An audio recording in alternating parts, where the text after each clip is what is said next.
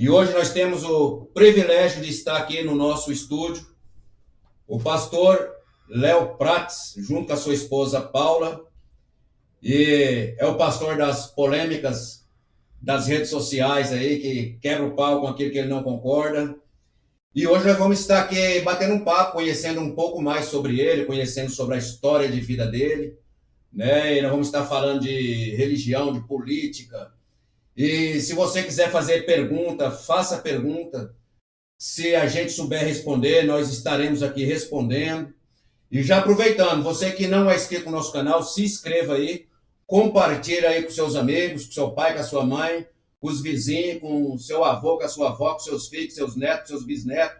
Faça com que a nossa voz consiga alcançar o máximo de pessoas possível e com isso você estará nos ajudando a fazer missões.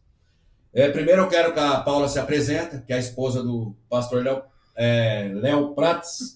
Fica à vontade, a casa é sua. Boa noite, tudo bem? Meu nome é Paula, moro aqui em Hortolândia, sou esposa do pastor Léo. E é isso. Estamos aqui para contribuir, para conversar um pouco. Maravilha, pastor Léo. Pastor Léo, só lembrando, eu congreguei 5 anos junto com o pastor Josué Gama, e assim que eu me desliguei, ele chegou e foi uma benção lá também. E se apresenta aí, pastor Léo. Acredito que quero dar uma boa noite para todos, né? Cumprimentar você, cumprimentar o Oséias, cumprimentar aqui meu digníssimo esposo que está do meu lado, que de prontidão veio aqui estar comigo nessa entrevista, falando de tudo, né? Falando de Deus. Eu acredito que muitas pessoas me conhecem, alguns não me conhecem. Aqueles que não me conhecem vai ter a oportunidade de estar me conhecendo, né? Tivemos aqui um tempo aí de política e alguns debates que eram necessários, mas a gente sempre prioriza o reino de Deus, sempre prioriza fazer missão, sempre prioriza ter um coração bom voltado para vidas e almas na presença de Deus. Então eu quero cumprimentar todos com uma boa noite.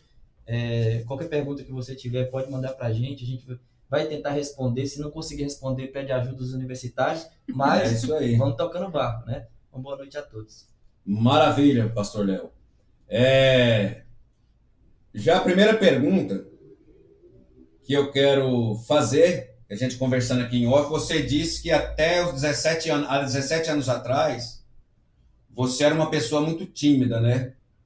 E eu quero que você fale um pouco da sua infância, aonde você nasceu. E interessante, nós nascemos na mesma região, no Vale do Jequitinhonha. Vizinhos. E fala um pouco da sua infância, como que foi? Minha infância ela não foi muito boa, né? De cara você conhece ali o Vale do Jequitinhonha onde a gente mora, é um lugar muito pobre. Na época que eu morava lá, na época que eu era criança, você via muitas coisas, né? Você via crianças se prostituindo para poder se alimentar, muitas mulheres ali se prostituindo para poder trazer o sustento para a família, pessoas trabalhando em serviços braçais, subcomunais para poder, às vezes, só trazer o arroz e o feijão, e muitas das vezes até faltava, porque muitas pessoas ali passam fome, passam necessidade. Vocês são de Caraí, ali para Paraíso pertinho, eu sou ali também de perto, que é Teoflotone, Mucuri ali bem pertinho também. Catugi, lembrando bem, né? Tudo ali pertinho. Catugi é um lugar, era muito pobre mesmo. Muito pobre, tá dando uma melhorada agora, né? Que virou cidade, mas um lugar sempre lugares pobres. Então a infância da gente não fugiu muito disso, né? Eu fui criado em Belo Horizonte, até um certo tempo eu tinha uma vida confortável, mas quando eu vim para a região do Vale do Jequitinhonha, as coisas começaram a desmoronar. Em vez de você vir para cá, você foi para lá. Fui para lá. E aí lascou. As coisas desmoronaram, problemas familiares, e aconteceu que fui do conforto ao zero, né? Fui morar ali num lugar de periferia, lugar muito pobre. E você fez essa mudança por causa que seus pais mudaram e você era garoto? Eles separaram, tiveram uma separação não convencional, não muito boa, e depois que separaram ali, bem na igreja, eu sempre cresci num lar cristão, teve, de certa forma, uma defasagem. O diabo disse que naquele momento, se acontecesse aquilo, toda a minha família seria destruída. E de certa forma foi, que naquele momento a minha mãe entrou para o mundo das drogas. Eu era muito novo, né? Eu era muito pequeno, entrou para o mundo do crack, das coisas ruins, e eu tive que muito cedo tomar as rédeas da casa. Né? E você nunca se envolveu com droga, não? Nunca. Dentro da minha casa tinha maconha, tinha crack, vivia cheio de prostitutas. Caramba, rapaz, eu não sabia dessa E história. nunca tive assim, aquele envolvimento. Eu sempre pensava assim, se E eu... quando eu brinquei que nós colocamos o título A Tragédia da Vida do Pastor Léo Prats, eu bem já por aí. já era uma revelação. Já era uma revelação, porque Meu foi Deus. bem pesado. Inclusive, a exclusividade eu nunca contei para ninguém, a não ser para minha esposa, a respeito da minha vida, porque choca as pessoas. Todo mundo olha para mim assim e fala assim, nossa, aquele menino ali parece meio playboyzinho e tal, aquela que não sofreu nada na vida. E, na verdade, eu comi o pão que o diabo amassou. Meu A minha Deus do céu. vida toda, infância e adolescência, não tive infância, não tive adolescência, e minha juventude também foi bem conturbada, não de coisas erradas, mas de responsabilidades Entendi. ali. E você passou a sua juventude ali na região de Catugi, ali, Teoflotone? Região de Mucuri, entre Mucuri e Catugi, ali sempre mudando, ali sempre tendo uma conturbação. Então, assim, eu tive uma escolha.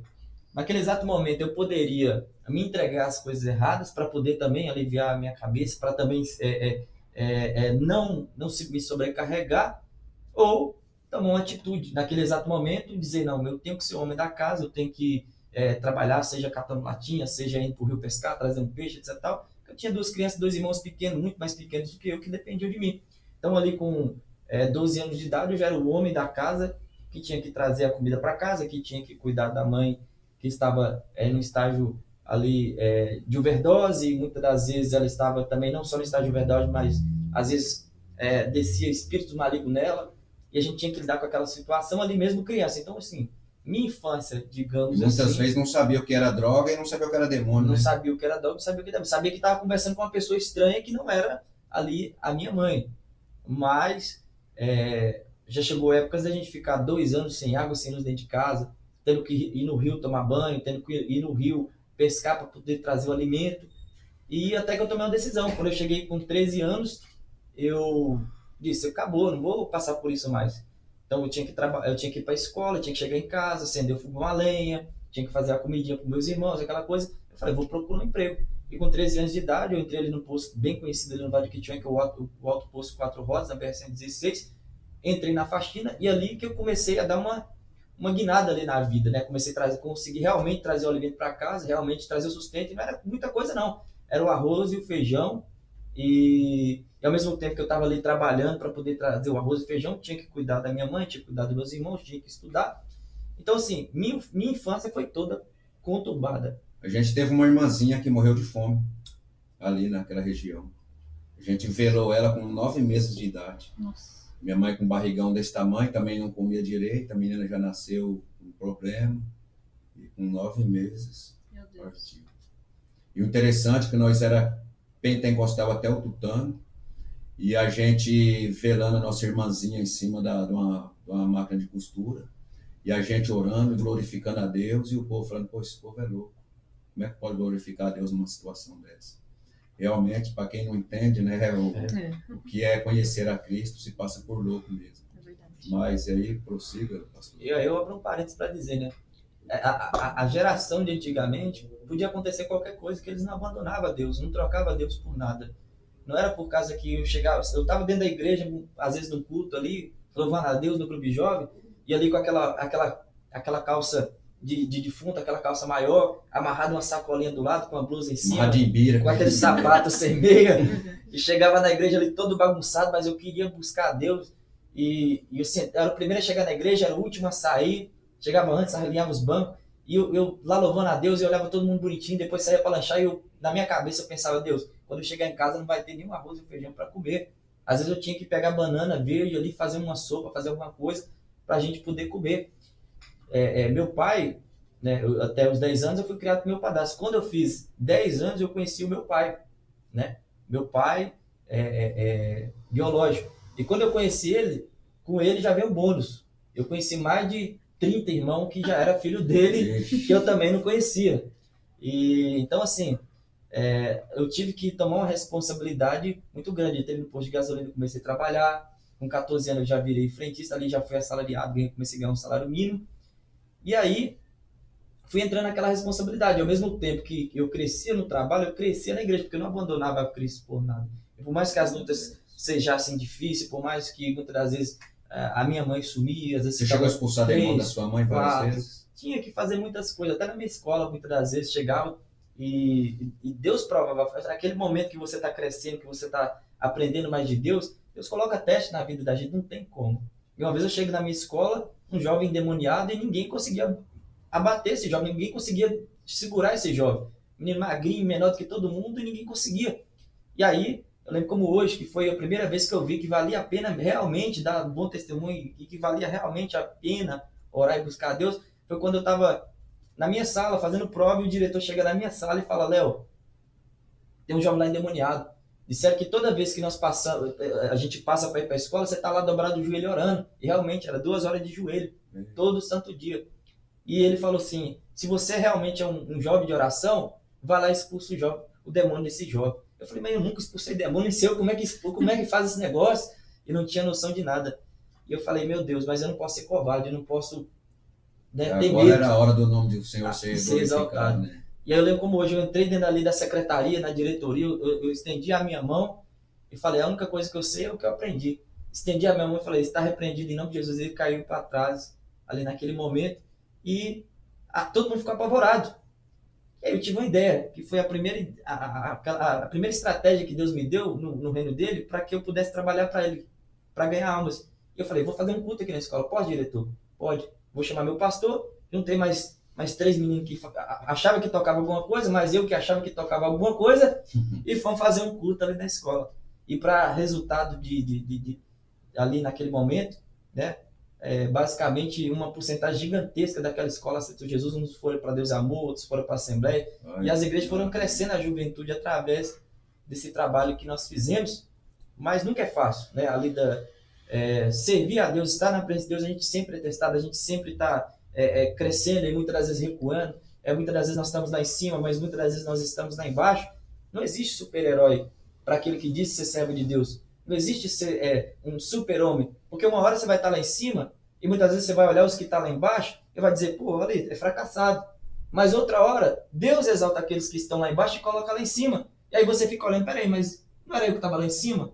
Aí a Bíblia diz que o poder de Deus se aperfeiçoa nas nossas fraquezas. É quando nós estamos no anonimato, quando nós estamos fracos, é quando ninguém dá nada por nós, é quando nós estamos talvez no vale ali, como, né, no Vale de Jequitinhonha, no lugar que ninguém via. Quem te via lá no Vale de Jequitinhonha, quem te chegava lá no Vale de Jequitinhonha, te colocou numa cidade de 280 mil habitantes, e hoje muitas pessoas te conhecem aqui dentro. É difícil ter prestígio dentro de uma cidade de 280 mil habitantes, mas muitos nos conhecem hoje. Por quê? Porque eu tenho Deus na minha vida, porque você tem Deus na minha vida, porque nós temos Deus na nossa vida. E aonde tem um servo que tem Deus na vida, pode não ter dinheiro, pode não ter riqueza, pode não ter prestígio, pode não ter glamour, pode não ter os maiores homens ao seu redor, mas se tiver Deus, como Davi, uma hora vai ser exaltado. Glória a Deus. Você falando que você ia para a igreja com a roupa amarrada de imbira, a gente era em 5 homens, né, e 4 irmãs. Para minha mãe vestir nós, eu lembro que ela comprou um pano verde. Então ela fazia 5 shortinhos verdes. Então iam 5 irmãos com shortinho verde para a igreja, descalço e às vezes sem camisa.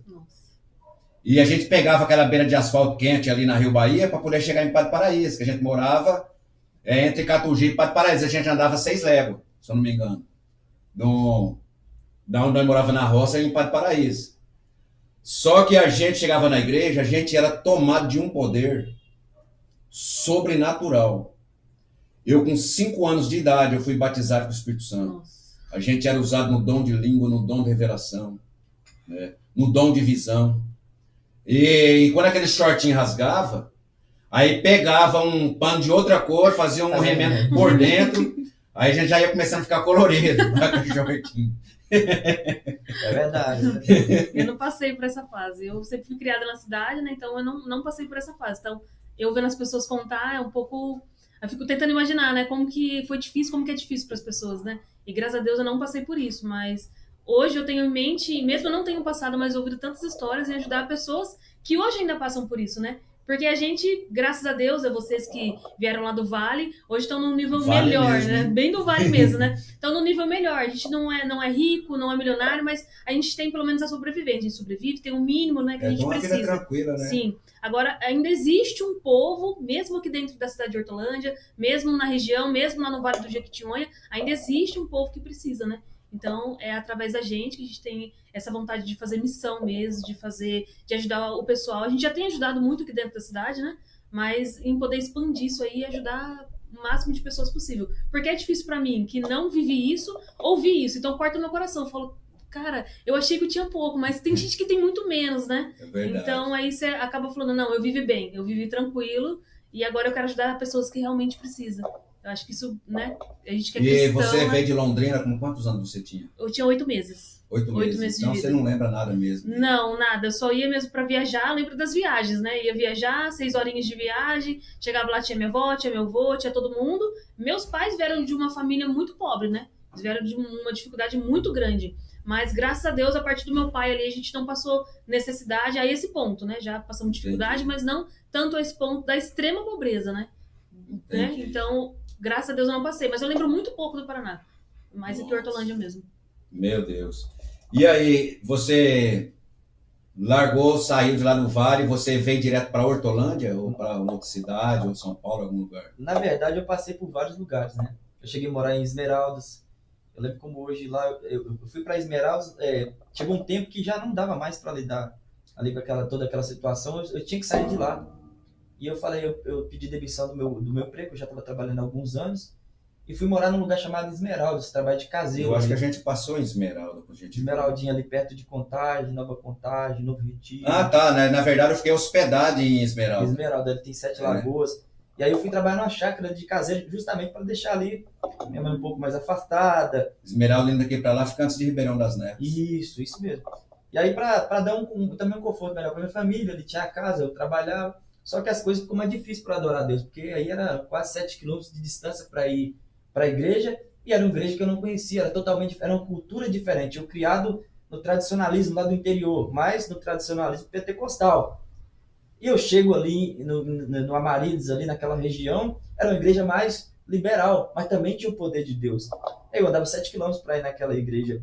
E um certo dia, no meio do caminho, e aí começa a minha trajetória de abrir igreja, que eu encontrei com o pastor Anselmo Silvestre, e ele estava vindo de Esmeralda, ele era pastor, presidente do campo de Esmeraldas, e ele chegou para mim e falou, ô Jovem, tem assembleiano aí? Eu falei assim, olha, eu vou falar para você, tem muitos assembleianos aí, e só que assim, e tem assembleia? Eu falei, não tem. Ele falou assim, você conhece todo mundo? Eu falei, conheço todo mundo. Você não quer me ajudar? Não? Eu falei, o que você quer? Eu falei, eu quero abrir uma Assembleia de Deus aqui. Você começou na Assembleia de Deus? Na Assembleia de Deus. Desde criança na Assembleia de Deus. Assembleia de Deus Ministério de Vitória, e depois fui para a Assembleia de Deus Ministério Missão. E em BH, Ministério Belém. Porque em alguns lugares você sempre tinha, não tinha missão, não tinha Belém. Não tinha Belém, não tinha missão. E aí eu cheguei lá e conheci uma irmã que já estava com o terreno pronto para abrir uma Assembleia de Deus. E conversei com ela, falando a respeito desse interesse do pastor, de abrir uma Assembleia de Deus lá. E ali foi constituída a primeira igreja que eu consegui ali trazer ali para aquela localidade, está aberta até hoje. Inclusive, ao todo, abertas por mim foram 16 igrejas, né? 3 fecharam e algumas estão abertas até hoje, né? Não sei se você conhece ali o Cascalho ali, perto de Caraí, faz fundo com Caraí, mas bem ali, o Cascalho ali perto de Catugi. Faz fundo com Caraí. Você subir ali para dentro. Ali comecei uma obra lá. Tem Novo Cruzeiro ali perto ali. Perto né? ali, Novo Cruzeiro, e no fundo ali tem uma roça chamada Cascalho. Em cima da montanha, mata dentro, não tem casa para lugar nenhum. Começamos a trabalhar um jovem ali, para a Assembleia de Deus também. Às vezes nós íamos de motinha, na chuva, aquela coisa toda, e comecei a fazer um culto lá no escuro, não tinha luz, fazendo um trabalho ali, aquele trabalho bem assim, bem antigo mesmo, bem harpa, palavrinha, aquela coisa toda.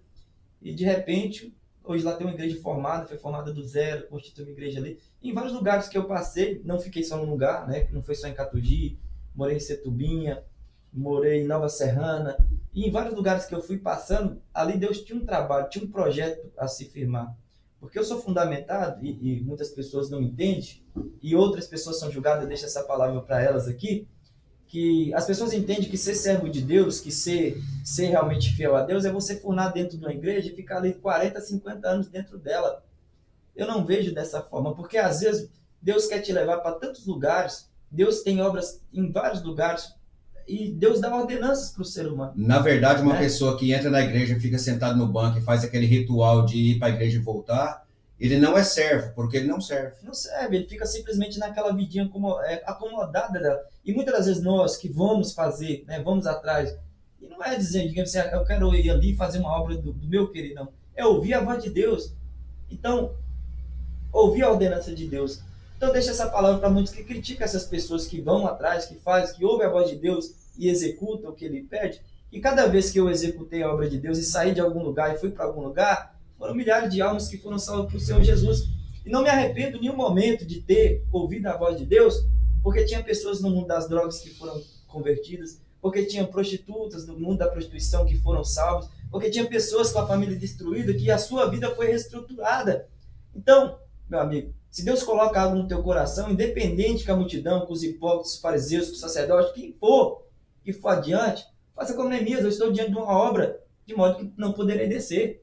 A obra que Deus lhe dá individual, ninguém consegue enxergar. As pessoas vão, de certa forma, chega Davi na frente do gigante, todo mundo vai rir da cara do cabra. É apenas um menino na frente do gigante. Mas, quem estava com Davi? O próprio Deus. Então ele executou uma obra que o próprio Deus tinha ordenado. Então nós nos apegamos a tantos, a lideranças, a mestres, a doutores, a pessoas importantes, que esquecemos que quando Jesus desceu nessa terra, ele obedeceu ao Pai. Porque se ele obedecesse os sacerdotes, se ele obedecesse os escribas, se ele obedecesse a toda a nata e os reis daquela época, ele teria feito obras mortas, porque existiam guias cegos guiando outros cegos. Jesus ele veio simplesmente para salvar, para libertar e para dar vida e vida com abundância. Então, se Deus coloca uma missão no seu coração, independente, você vai lá na repimboca, lá dentro do tráfico de droga, e todo mundo fica te criticando, dizendo: por que você foi caçar lá? Tinha obra aqui, tinha obra ali. Mas Deus mandou você ir lá. O interessante é que Deus mandou você ir lá. E quando você vai, o maior exemplo que foi Deus que mandou é que aquela obra dá fruto. Uma vez alguém escreveu no Facebook criticando o nosso trabalho, falando assim: por que vocês vão fazer missão tão longe, levar comida para pessoa tão longe, se tem pessoas aí perto da sua casa precisando de comida?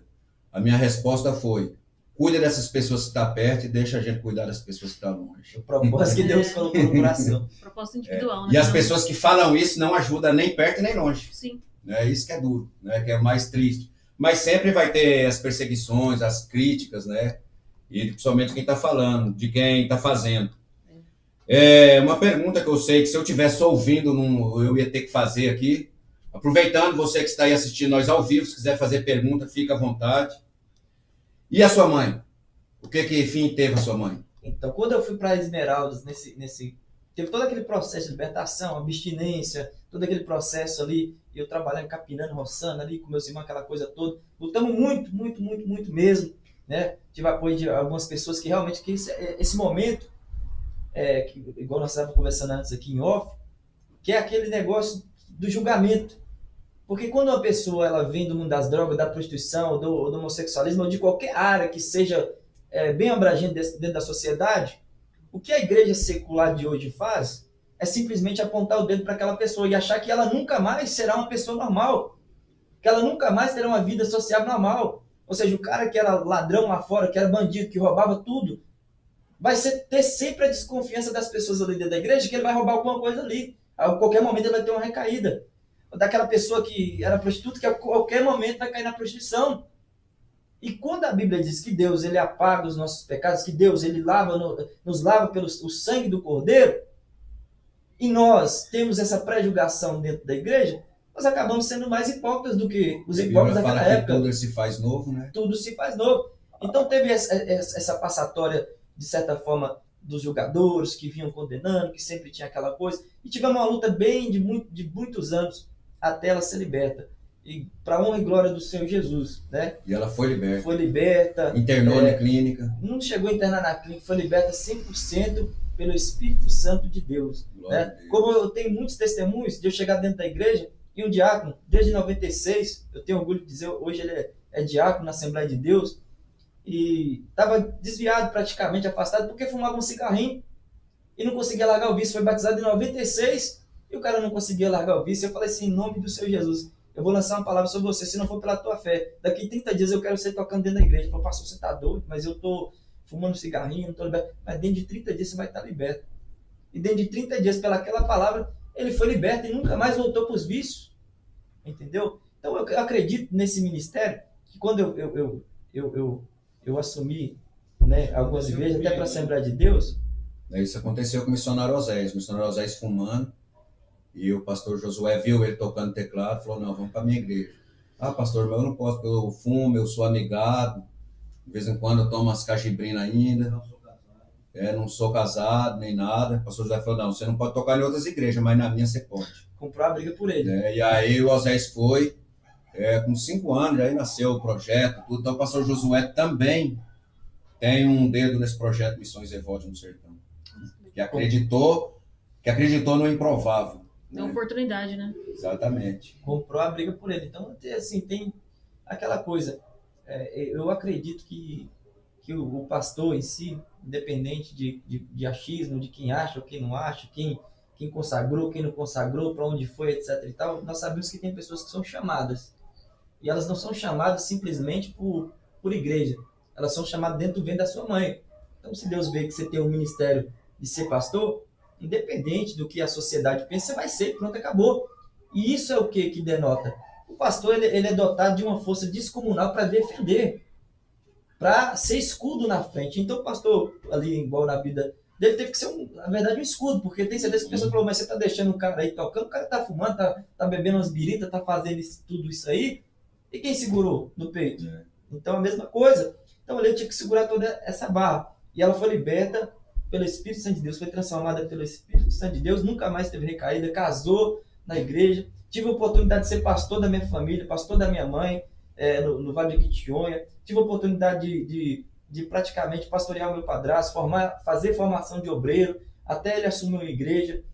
Então, a minha vida toda foi muito conturbada, muito sofrida, tanto de questão, essa é a parte que foi desconstruída, a questão, né, de sofrimento, mas também tive enfermidades, passei por muito tempo de enfermidade, de ter enfermidades incuráveis na infância, de ficar internado no hospital, de ter alergia, de ter várias doenças que os médicos não descobriam, e de certa forma viver uma vida sofrida, muito sofrida, de minha pele descascar todinha, arrancar a pele em vida, de ter coceira no corpo da planta dos pés até a cabeça, de febre de 40 graus, ficar no hospital, chegar até, né, ali entrar em coma, em vários tipos de doença, vários tipos de acidente. Então não foi uma vida assim, digamos assim, olhando pelo olhar da sociedade, uma vida comum, né?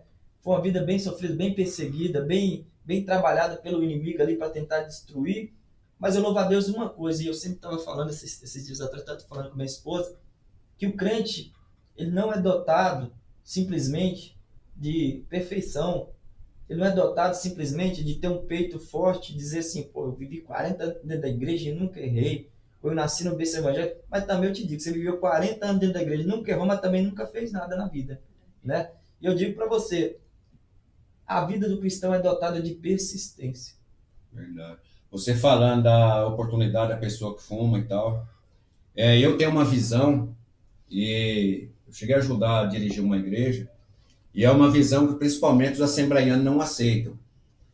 A pessoa que fuma, que bebe, não pode participar de nada dentro da igreja, não pode participar de grupo de louvor, não pode participar de nada. Na minha visão, eu entendo diferente, eu entendo bastante diferente. Um líder de igreja tem que ser um exemplo em tudo. Mas um membro, você vai ter ovelha de todo jeito. E aí quando você pega aquele hino que fala assim, todos juntos os louvemos, ele fala que até os vermes louvam ao Senhor. Será que um ser humano é pior do que um verme que não pode louvar o Senhor, não pode participar de um grupo? Né? Então, se até os vermes louvam ao Senhor, você pode pegar pior pessoas aos olhos da sociedade e falar, você quer cantar, minha filha? Ou meu filho, entra ali no grupo, vamos cantar. Porque a igreja, principalmente em algumas visões, eles querem uma pessoa dentro da igreja pronta. Sim. Né? Quer que a pessoa venha do mundo pronto. Eles têm essa ideia distorcida. Mas a igreja, o papel dela é preparar essas pessoas. E para preparar essas pessoas não é colocando de banco, não é excluindo ela do meio dos outros grupos. Você vai pegar uma ovelha cheia de carrapicho, doente, você vai colocar no meio das outras. E você vai tratar todo mundo igual até a enferma se curar. fazer parte, né, daquele grupo saudável. Um dia eu preguei mais ou menos sobre isso na igreja, e eu falei sobre a lepra de Arão e da esposa. Você vê que Arão ficou leproso, da esposa não, a irmã, né? Arão ficou leproso, Miriam ficou leprosa, mas a igreja não saiu do lugar. A igreja ficou ali até Deus matar os dois ou Deus curar. Aí Deus curou os dois, aí a igreja seguiu o caminho e continua andando. Ninguém abandona ninguém no meio do caminho. Eu vejo pela perspectiva que foi criado muitos dogmas, né? É claro que, é como o senhor falou, a liderança ela tem que ser sempre exemplo, verdade. E quando você olha para a nave da igreja, o que você vê? Né? Pessoas que estão ali em sempre reabilitação, que não tem o mesmo preparo de uma liderança, que não tem o mesmo preparo, deprimidas, com depressão. E eu te falo que quando eu fui para a presença de Deus, eu fui para a Assembleia, era num tempo rígido, que naquela época você não podia cortar a ponta dos cabelos, que era disciplina de 6 meses. Não podia ter uma barba dessa, você não podia ter essa barbinha. Você não tomava ceia, não. Já não tomava Santa Ceia, você não podia bater uma bolinha, que já era disciplina. E eu te digo, eu tava com o cabelo bem aqui grandão, bem cacheadinho, né? Basicamente só tinha uma camiseta, uma bermudinha, né, com hoje azul, e tava numa depressão profunda, tão profunda que eu me senti indigno de estar no meio das pessoas. Igual você falou, passou por tudo isso, mas não criou nada. Criei ansiedade, criei decepção, criei alguns traumas de rejeição, que é natural, todo ser humano que é sobrecarregado adquirir esses traumas, adquirir essas coisas. E eu luto até hoje, né? Uma coisa que a gente luta, que quando você não está 100% espiritual, volta de novo, não tem como. Ansiedade, depressão, crises e até mesmo traumas de rejeição. Então eu te digo uma coisa, essas pessoas, eu fui para a igreja, eu me senti indigno de estar nas pessoas, eu não falava com ninguém, eu andava de cabeça baixa, eu não olhava no olho das pessoas. E nesse tempo você era tímido ainda? Era muito tímido, não era tímido, era quase um autista de certa forma, de tanto que eu era introvertido, não falava. Então o pastor ele teve uma sabedoria muito grande. A primeira coisa que ele me fez foi me pegar pelo braço e me colocar no primeiro banco, justamente no banco das jovens. E eu não sei se eu fundava a minha cabeça dentro do chão ou se eu entrava para dentro da terra. Eu acho que eu entrei num transe ali espiritual que eu não via mais nada, de tão tímido que eu era.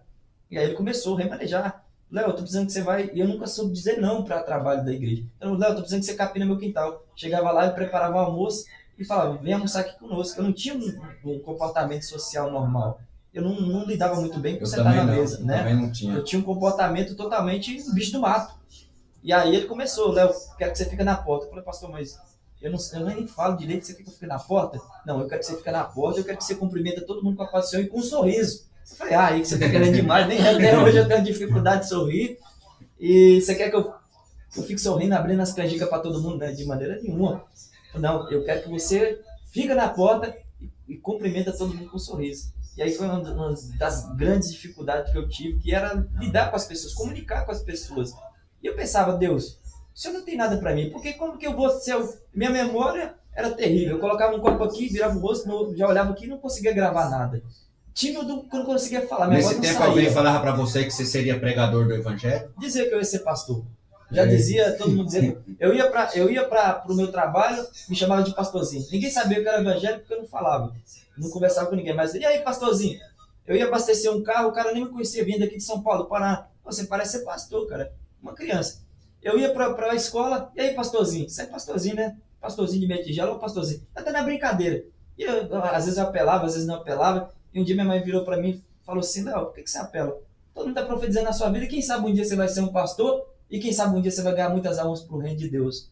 Então a gente nunca sabe. Às vezes na brincadeira, ou às vezes o inimigo, para te afrontar, acaba predestinando ou dizendo o que vai acontecer lá na frente, como uma profecia, e realmente acontece. Então Deus já tinha escrevido uma história, acredito como tem escrevido uma história para minha esposa, para você, que tem escrevido uma história, talvez o projeto, vocês pensem, surgiu do nada. Não surgiu do nada. Talvez dando ver da sua mãe, Deus já tinha falado, pô, eles vão ir para Hortolândia, vão lá tocar o teclado mesmo, fumando, bebendo uma bebida, mas vai chegar o tempo que eu vou chamar eles.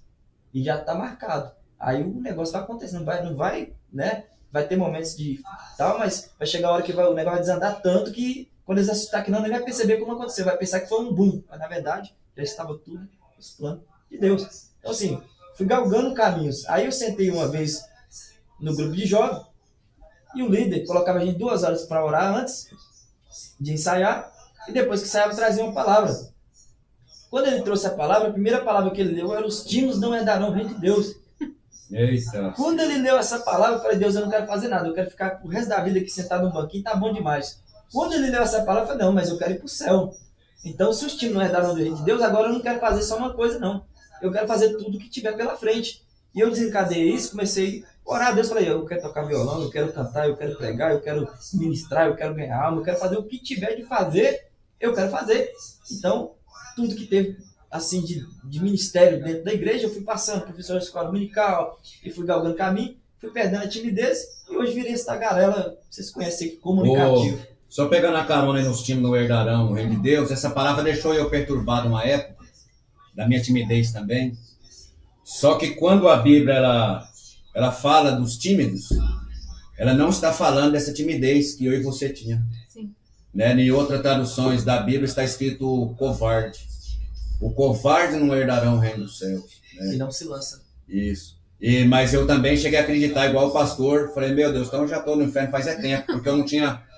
Ó, a gente vai falar de você, é claro, né? Mas se fosse de mim, eu ia falar um pouco da minha timidez. Mas só para vocês terem uma ideia, com 16 anos eu fui no shopping Iguatemi, eu cheguei na porta do shopping, bati os olhos lá dentro e não tive coragem de entrar. Nossa. Vim embora. Com medo de gente. Do interior, né? E vim pra cidade grande. Não, então, mas eu vim pra cidade grande com 7 anos. Nossa. Então, com 16 anos eu não tive coragem de entrar no shopping. Olha. Então eu perdi muita oportunidade da vida, oportunidade de emprego, oportunidade de estudo, oportunidade de namorar, porque era uma coisa que é uma necessidade dos jovens, né? E um dia uma garota falou assim, nossa, uma vez eu me apaixonei por um garoto que tinha uns dentes bonitos igual o seu. Eu já fiz pra tampar minha boca e... Tipo... Nossa. Na verdade, eu comecei a namorar já com quase 19 anos. Então... Por causa da timidez, por causa daquela coisa tudo. E a sua esposa acha bom, né? Acho ótimo, né? Nossa, adoro. Ainda bem. Mas pegando um pouquinho nessa parte de liderança que você estava falando, a questão de liderança da igreja, de excluir pessoas, né, em relação a isso, eu fiz gestão de pessoas, né? Então, na gestão de pessoas, quando você faz o curso, você aprende a incluir todas as pessoas, sabendo que cada um tem o seu tipo. E, de certa forma, você precisa remanejar todas aquelas pessoas, cada um com uma característica, cada um com um jeito, com um pensamento diferente, e você precisa ser um exemplo. E o cristão também precisa ser um exemplo para aquela pessoa que está na mão das drogas, ou que está fumando, que está bebendo, que está se prostituindo, enfim, o que quer que seja na vida dela, né? Então, ela olha para você, te vê como uma referência. Fala, nossa, olha como que ela faz, olha como ele faz. Poxa, se eu fizer assim, será que eu vou conseguir também? Então, é essa inclusão, né? Jesus não veio para fazer acepção de pessoas e nem para diferenciar ninguém também. Ele, né, onde Jesus chegava, tudo acontecia, algo diferente ia acontecer. Verdade. E assim tem que ser com a gente também no dia de hoje, né? Às vezes a gente pensa, mas é só um culto que eu vou, é só uma palavra que eu vou falar, mas às vezes do você falar, do você fazer, você tá ali despertando alguma coisa a alguém, falando, nossa, eu quero ser igual a essa pessoa. Eu acho que esse é o papel do cristão. A parte da gestão que eu falo, que já fiz gestão de vendas, também leva muito, me ajuda muito dentro da igreja, de não excluir nenhuma pessoa. Porque eu sei que para todo mundo tem jeito, para mim teve. Então, para muita gente também Exatamente. Vai ter. E eu acho legal essa parte das pessoas que não excluem, e sim inclui ela. Por quê? Você fazendo um trabalho, você sendo a referência, não ir lá julgar a pessoa, mas você fez isso, você faz isso, você pratica isso. Não, você ser o exemplo para olhar para você e falar, cara, eu quero ser assim.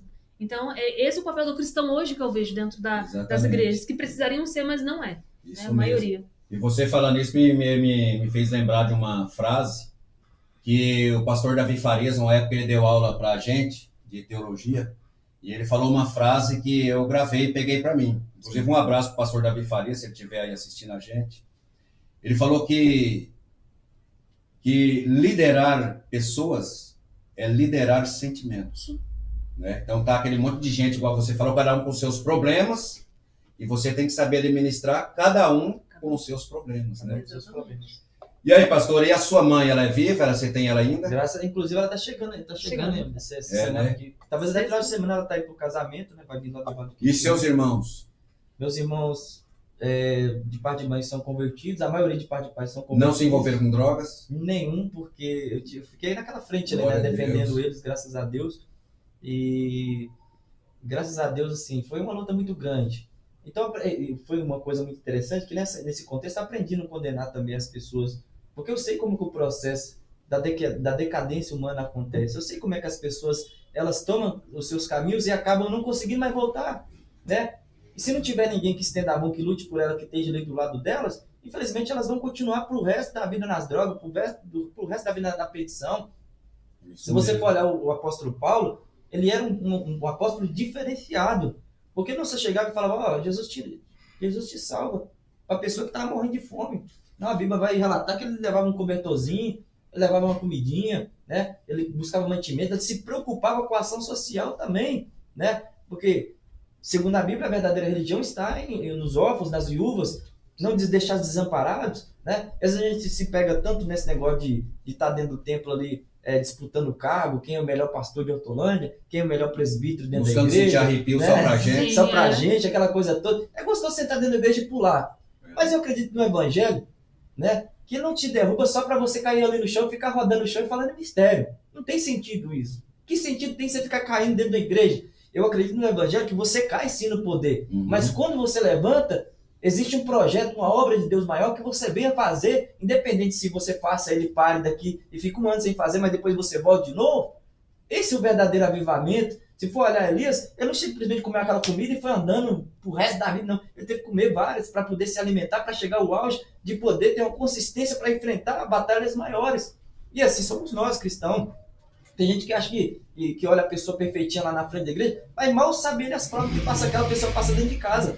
Talvez ela não transparece as suas fraquezas, mas mal sabe os traumas que aquela pessoa tem, mal sabe as dificuldades que aquela pessoa tem, e a gente fica pensando, nossa, aquela pessoa é perfeita, todo mundo olha para, né? Mas cada ser humano tem a sua cruz, segundo a Bíblia, segundo o próprio Jesus Cristo. Umas são mais pesadas, umas são mais leves, umas, né? Mas todos nós temos a nossa cruz. E se não soubermos entender que nós temos que realmente carregar ali todo o processo, o mais ruim, o mais bom que nós temos passado, dificuldade, traumas de infância, passou fome, etc. Tudo isso cooperou, né?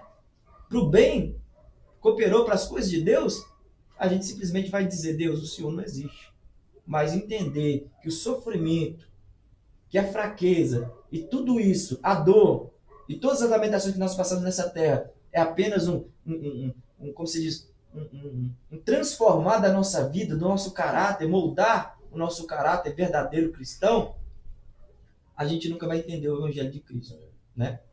Tem muitas coisas que a gente tem que sentir na carne para poder ensinar, né? Eu vejo muitos pregadores condenando Esaú, acho que é Esaú, se eu não me engano, estou falando correto, por ter vendido a primogenitura dele a troco de um prato de lentilha. Pela fome que eu já passei, eu não venderia só primogenitura, não. Venderia tudo, tudo que tivesse. Aí depois que eu enchi essa barriguinha de lentilha, aí eu podia catar meu irmão pelo pescoço, mas antes... É o que o pessoal pensa, muitas das vezes, que passar fome é não ter, tipo, uma carne para comer durante o dia, ou talvez só ter o arroz ali e a carne, ou talvez só ter o feijão e a farinha.